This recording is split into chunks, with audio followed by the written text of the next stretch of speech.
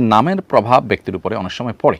আমার নাম নীলা, কিন্তু আমার সার্টিফিকেট আর জন্ম নিবন্ধনে লিলু দেওয়া, যার অর্থ আত্মা বা রাক্ষস। এই নামটা কি আমার জীবনে খারাপ প্রভাব ফেলতে পারে? নামের প্রভাব কি জীবনে পড়ে বা পড়তে পারে?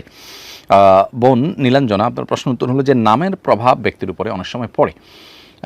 এই মর্মে বিভিন্ন রেওয়ায়েত আছে এবং ওলামা ইকরামের বিভিন্ন ভাষ্য এক্ষেত্রে আছে।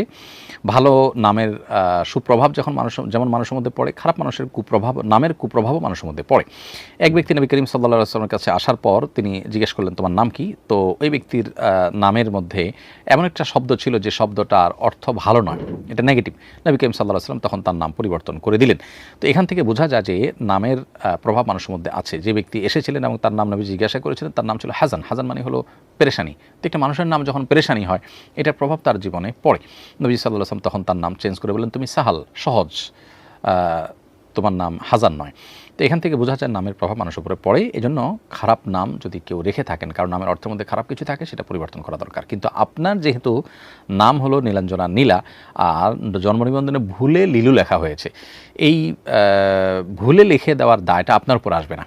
এটা যদি কারেকশন করা যায় আপনি কারেকশন করবেন, যদি না করা যায় তাহলে আপনার নাম তো নীলা বা নীলাঞ্জনা এই নামে আপনি পরিচিত এবং এই নামটা আপনার।